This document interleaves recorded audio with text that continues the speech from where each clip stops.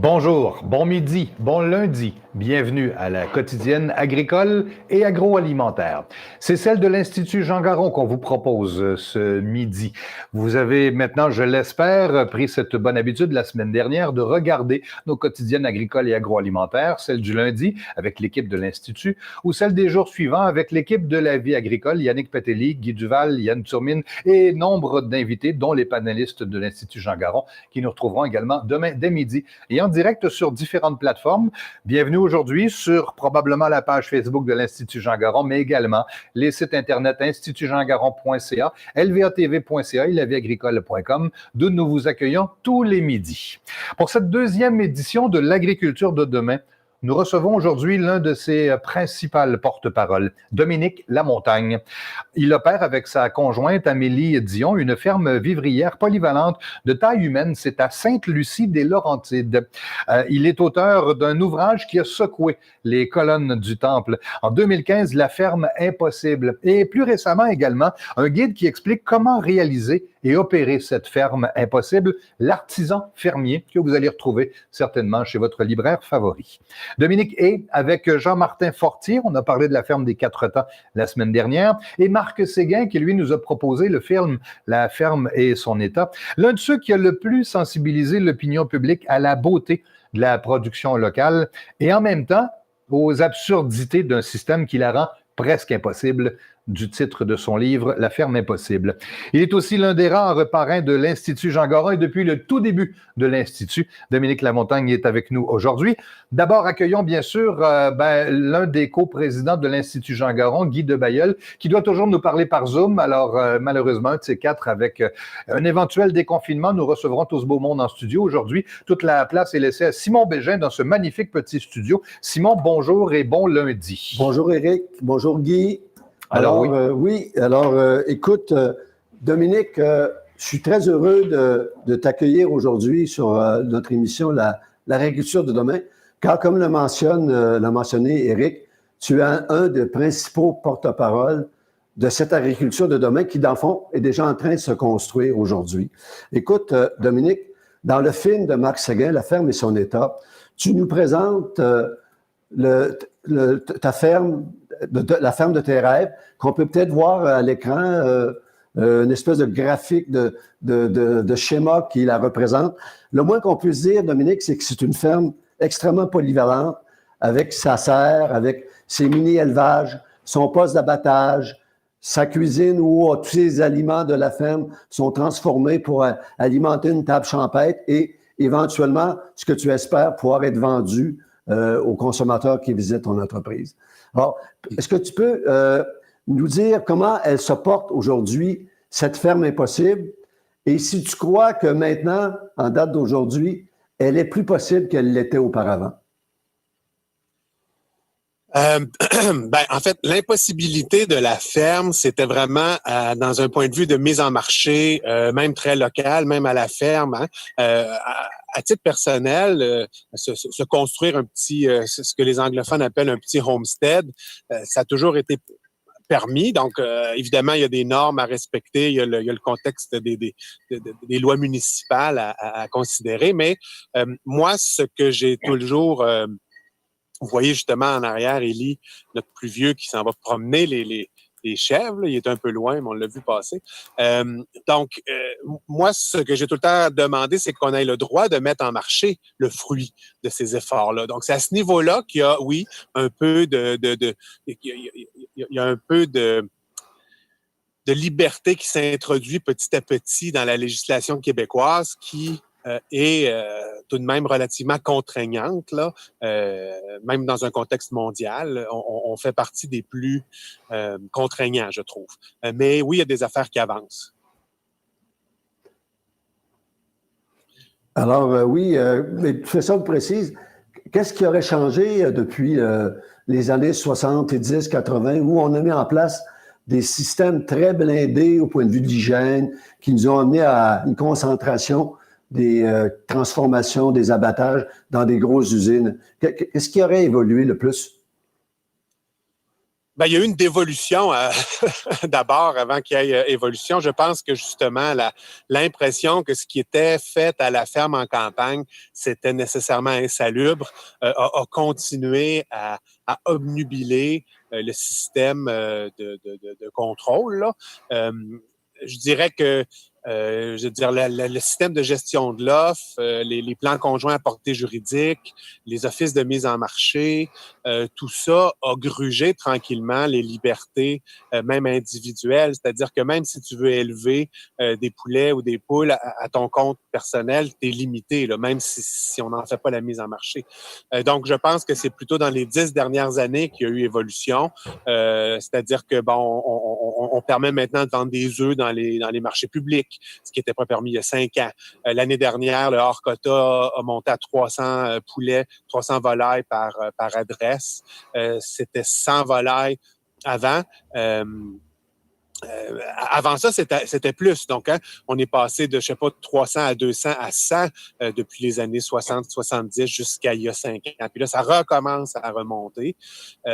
Et puis, il y a d'autres niveaux. D'autres niveaux dans le sirop d'érable. Ça s'est contingenté depuis. Dans le lapin, on parle maintenant de part de production attribuée, qui est une sorte de quota. Donc, ça monte, ça descend. Je pense que l'engouement des gens pour une agriculture de proximité, hein, on s'est mis, M. Pronovo parlait beaucoup des circuits courts, mais les gens ont été, je pense, séduits par l'idée d'un circuit court de mise en marché. Mais je pense, moi, qu'il faut ne pas oublier la production en circuit court puis la transformation en circuit court, parce que sans ça, la mise en marché n'a pas grand-chose à mettre en marché. Donc, c'est ça. C'est en évolution, mais c'est pas facile. Mais j'évoquais tout à l'heure les questions sanitaires et effectivement, on a l'impression qu'on a voulu réglementer ça mur à mur et ça privilégiait plutôt les grandes installations qui étaient quasiment les seules à pouvoir répondre aux exigences. Mais est-ce qu'il n'y a pas aussi ces exigences, elles ne sont pas venues de nulle part. En fait, elles répondaient aussi à des exigences croissantes de la part des consommateurs.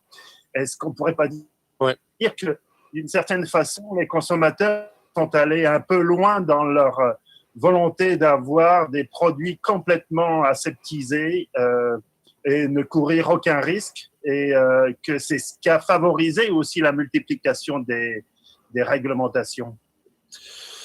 J'ai l'impression aussi qu'il y a eu, faut pas oublier l'espèce d'exode rural qui a battu son plein longtemps. Donc, évidemment, les gens qui se retrouvaient en ville se retrouvaient à ce point déconnectés de l'acte alimentaire qui, je pense, devenait plus sensible à une certification, à une prétention de l'État de leur garantir une qualité, parce qu'ils ne pouvaient plus, eux, aller voir d'eux-mêmes comment ça se passait. Ils ne pouvaient plus, tu sais, il y a une époque, pas si lointaine, où les gens disait au boucher, je veux tant de poulet la semaine prochaine. Le boucher se retournait, parlait à l'éleveur, dit, j'ai besoin de tant de poulet mardi. Il était abattu mercredi.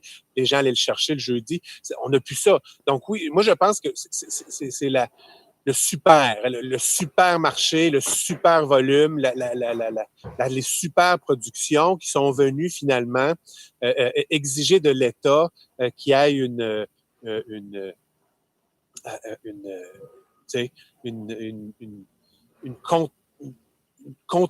contraction des libertés pour justement être capable de gérer ces nouvelles fermes-là. Si à l'époque, on avait 90 000 éleveurs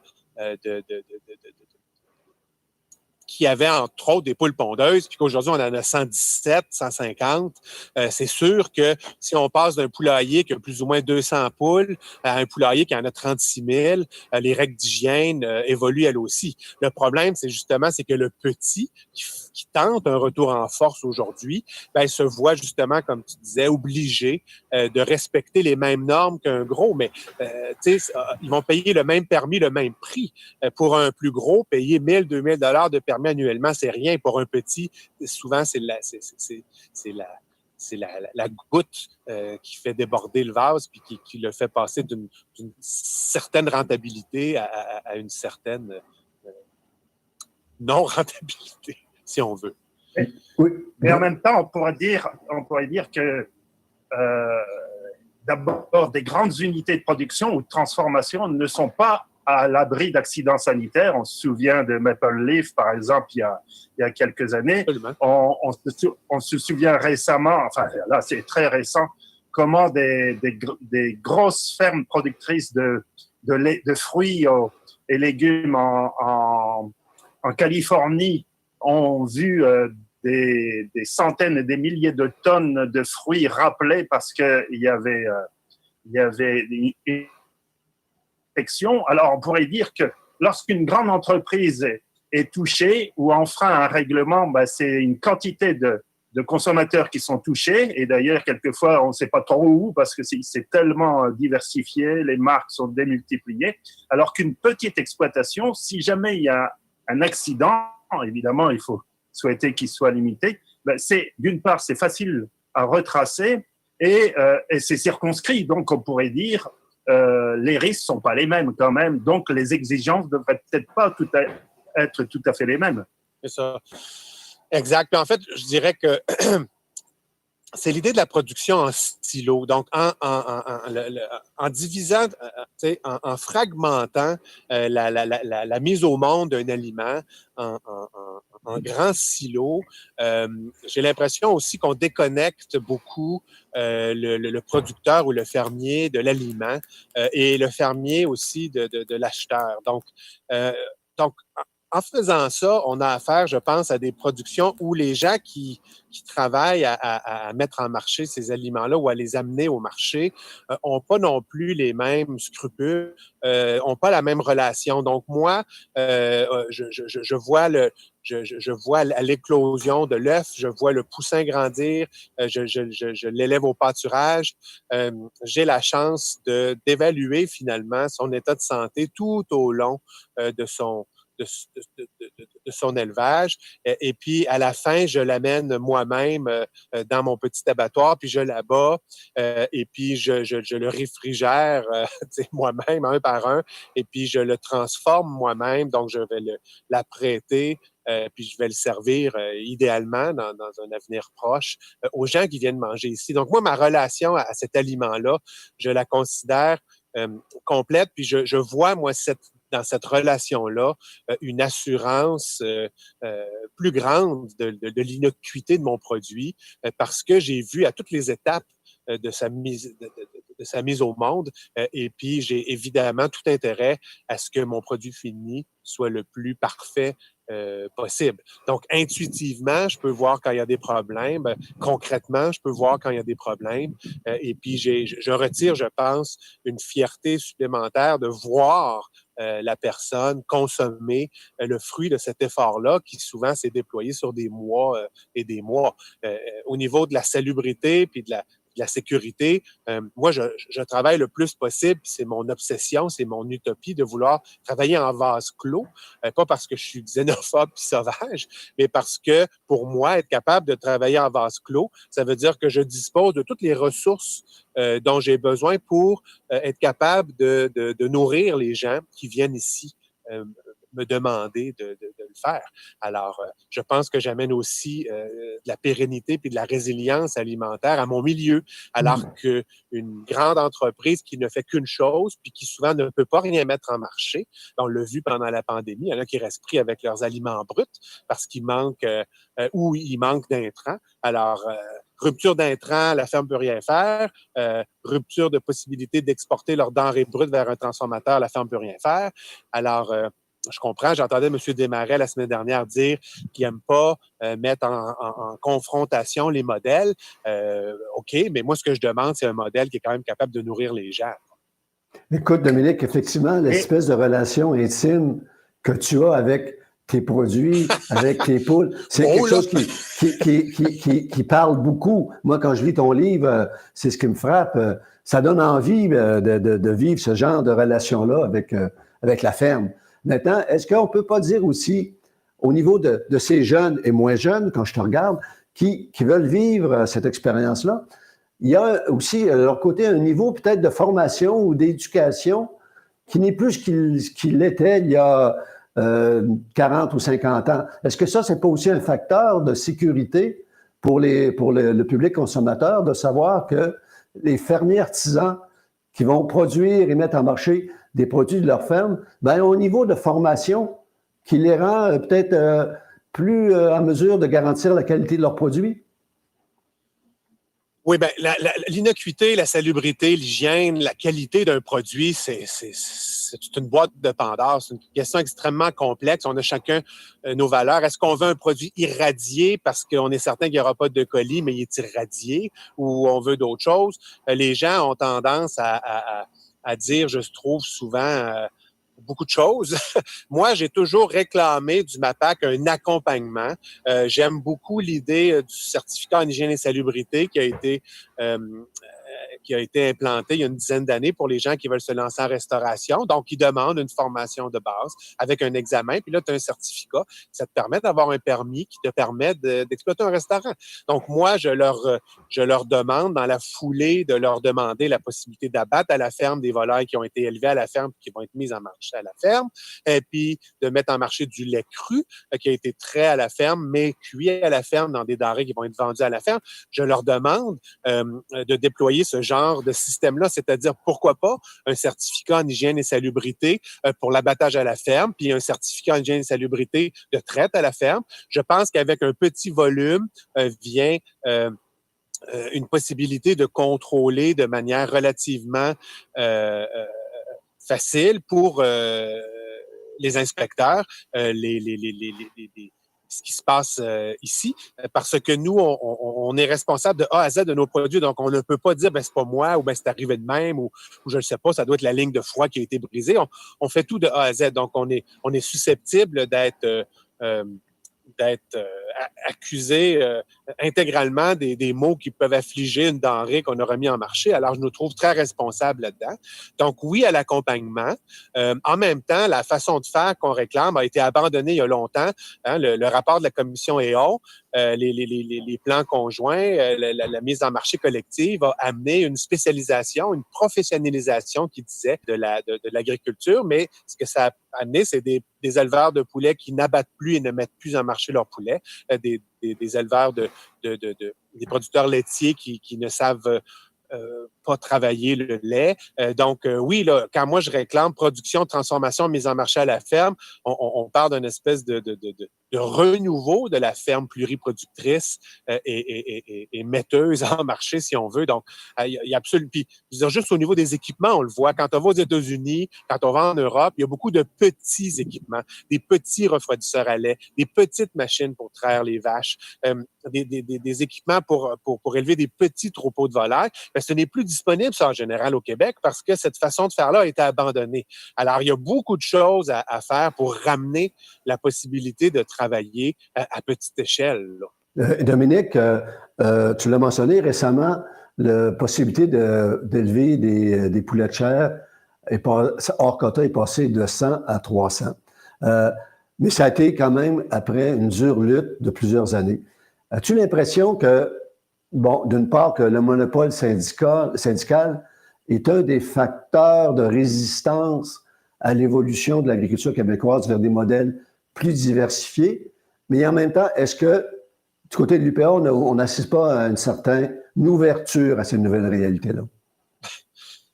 Ben, je pense que du côté de l'UPA, on voit qu'il y a un intérêt renouvelé pour ce qu'on appelle l'agriculture familiale. Ils ont toujours prétendu que notre modèle québécois était familial. Je pense que c'est un mot qui est rendu assez galvaudé, merci. Je ne suis pas certain qu'on encourage nécessairement les petites et moyennes fermes au sein de l'UPA à persévérer. Je pense au contraire qu'il y a vraiment un intérêt à motiver les troupes à augmenter le volume de production, puis pas à peu près. Je pense que le robot trayeur fait maintenant partie de la solution.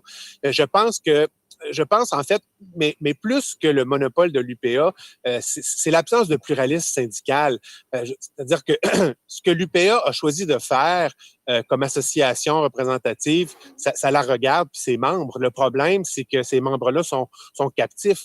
Le pluralisme syndical, ce que ça amènerait, selon moi, c'est justement des voix qui pourraient militer pour les revendications de leurs membres. Alors, par exemple, en France, la Confédération paysanne a des plus petits moyens, mais justement revendique l'accès au marché pour des élevages qui sont plus petits puis qui sont représentatifs de la taille de leurs membres. Donc, je pense que l'absence de pluralisme syndical cause un préjudice certain à des gens qui aimeraient être représentés, aimeraient payer une cotisation, donc aimeraient mettre leurs billes avec d'autres comme eux, puis s'assurer qu'ils soient représentés adéquatement face devant l'État. Parce que c'est quand même le MAPAC qui est responsable d'abord et avant tout de ce qui se passe, qui a le pouvoir de changer les lois. Donc, moi, c'est vraiment avec le MAPAC que j'ai choisi depuis longtemps de travailler puis de militer pour un allègement des lois puis une considération de l'artisan comme étant quelqu'un qui vit une réalité différente puis qui a besoin de permis qui sont adaptés au volume auquel il travaille. Donc, le pluralisme syndical, pour moi, m'apparaît absolument essentiel. Et puis, c'est là qu'on va voir qui va choisir d'aller où, étant donné leurs intérêts propres. Dominique, Oui. Lorsqu'on a inauguré cette série sur l'agriculture ou les agricultures de demain, on avait indiqué la semaine dernière que, à certains égards, ces agricultures existaient déjà. Et l'expérience que tu as lancée en est un exemple. Mais en même temps, pour que ces agricultures aient un avenir, il faut que ces agriculteurs qui se lancent dans ces projets puissent espérer en vivre convenablement. Il ne s'agit pas d'accumuler des capitaux, il s'agit d'avoir un revenu du travail qui soit satisfaisant. Tu as indiqué dans une entrevue récente que la ferme t'occupait en gros la moitié du temps et ça suffisait à nourrir la famille, mais que le reste du temps, tu pouvais avoir d'autres sources de revenus.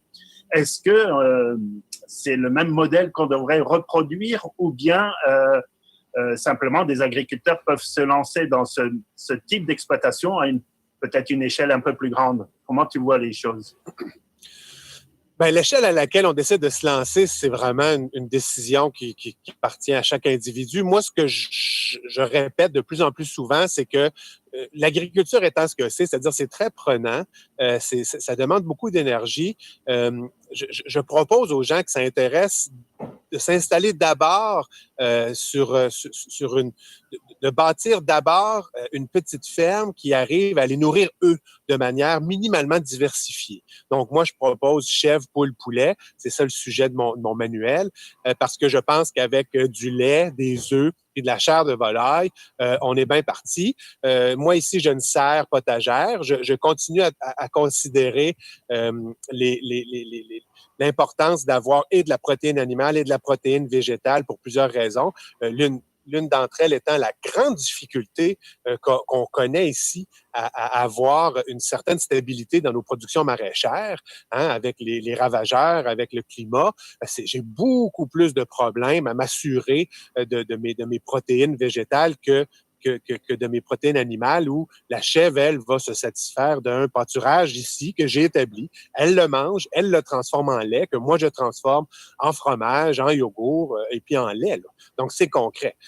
Donc, je propose aux gens qui sont intéressés par l'agriculture de s'intéresser à se nourrir eux-mêmes, comme du monde, selon les ressources de la terre qu'ils auront choisies. avant de vouloir prétendre pouvoir nourrir d'autres gens. Parce que le moment où tu décides de vouloir nourrir d'autres gens, j'ai l'impression qu'il faut que tu augmentes la cadence. Puis pour être capable d'augmenter la cadence, il faut que tu aies pris le temps de voir ce qui te plaisait, ce qui était possible de faire, ce que les ressources naturelles étaient capables de supporter pour s'installer dans un système pérenne, qui a une certaine pérennité, donc qui peut durer dans le temps. Donc, le modèle que moi je propose, je pense, commence toujours petit, puis grossit au fur et à mesure qu'on comprend nos spécialités puis les possibilités que l'environnement nous donne. Donc, oui, éventuellement, si la personne veut élever quelques centaines de poulets plutôt que la cinquantaine dont elle a besoin, mais je considère ça, moi, comme grossir. Mais je pense aussi que pour la petite ferme pluriproductrice, la transformation est importante. Puis, c'est pas le légume qui permet ça. Donc, transformer des carottes, c'est pas évident, là. C'est inintéressant pour la moyenne des gens, mais transformer le poulet en mousse de foie de volaille, en coq au vin, en bouillon, en soupe, en repas. Là, je pense en salade de gésier, de canard, de poulet confit, là, on touche à quelque chose qui intéresse les gens. Donc, puis oui, être lucratif, c'est ça que je demande au MAPAC. C'est OK, vous nous le permettez pour nous-mêmes. En fait, le MAPAC qui touche pas quand c'est pour sa consommation personnelle, mais permettez-nous de faire des petits pas vers la mise en marché de ces produits-là pour voir à petite échelle qu'est-ce que ça donne, si ça nous intéresse, si ça nous paraît rentable. Là, tranquillement, on peut se spécialiser dans quelques productions et puis augmenter le volume. Dominique, le temps file. J'aimerais peut-être te poser une double question. C'est des grosses questions, c'est des grosses réponses. Une double question. D'après toi, est-ce que la pandémie qu'on vit actuellement a changé quelque chose? On a vu quand même un engouement renouvelé pour la production locale, les circuits courts. Et deuxièmement, on a l'impression qu'avec ton homologue, le ministre André Lamontagne, il y a quand même une plus grande ouverture à ces réalités-là. Il y a le projet d'un petit abattoir, le petit abattoir de Fernand Ouellette qui vient d'être annoncé. Et toi-même, tu es engagé dans un projet expérimental avec le MAPAC. Peux-tu me décrire rapidement l'effet de ces deux phénomènes, pandémie et un ministre qui a l'air plus ouvert à ces réalités-là? Ben, côté pandémie, on est encore dans la nouveauté, j'ai l'impression, mais chose certaine, les gens découvrent les vertus du télétravail. Je pense que la possibilité d'investir son chez-soi sans perdre sa chemise est de plus en plus intéressant. Puis ça pourrait permettre justement la réémergence de petites fermes d'agriculture vivrière où la personne passe quelques heures, 1 ou 2 par jour, à investir littéralement son territoire, à s'essayer au potager, à s'essayer à la volaille ou à... Et qu'en est-il de l'ouverture au niveau politique? Est-ce que c'est vraiment prometteur? Bien, ce dont on parle, là, c'est le fameux projet pilote qui a été annoncé en février, où le MAPAC se propose de venir observer comment on abat à la ferme, observer sur des fermes qui auront postulé, là, qui auront soumis leur candidature au projet à l'époque. Là, c'est fini. Là, c'est le temps de venir observer. Donc, ils vont venir justement dans quelques semaines. Ils vont venir observer 2 choses. La façon dont on abat la volaille et puis la façon dont on traite les chèvres. Ils vont faire des prélèvements au niveau de la volaille abattue puis des produits cuits avec du lait cru de chèvre. Et puis, nous, ce qu'on espère, c'est que il y ait réalisation de la relative innocuité de ces produits-là et puis amendement de la loi sur les produits alimentaires au printemps 2021 pour qu'une mise en marché de ces denrées-là, produites selon des conditions exactes qui restent à déterminer, mais dont moi, j'ai soumis des protocoles qui me semblent raisonnables. Puis quand je dis raisonnable, accessible. Donc, si les gens sont sérieux... D'accord. Dominique, oui. Écoute, il ne reste plus qu'à te remercier et évidemment à te souhaiter que la ferme est possible un jour devienne possible et qu'on puisse aller visiter tes installations et en profiter sur toutes ces facettes. Alors, je nous le souhaite. D'accord. Merci encore. Merci à Guy. Qu'on a vu passer tout à l'heure. Oui. D'accord. Alors, Éric, à toi pour le mot de la fin. Bien, merci beaucoup, messieurs, d'avoir été de notre émission aujourd'hui. Beaucoup, évidemment, de contenu encore pour cette quotidienne agricole et agroalimentaire. Vous conviendrez avec moi que tout ça nous a ouvert l'appétit Mhm. Bon midi. Ou à ceux qui nous écoutent très tôt le matin à la radio, on se donne rendez-vous demain dès 5h30. Pour les auditeurs de la radio, Choc 88.7. Pour les téléspectateurs de notre web diffusion, demain midi, c'est l'équipe de la vie agricole qui s'y installe. Merci d'avoir été là. Partagez ces contenus. Vous êtes les bienvenus, bien entendu. Et au plaisir. Bonne journée.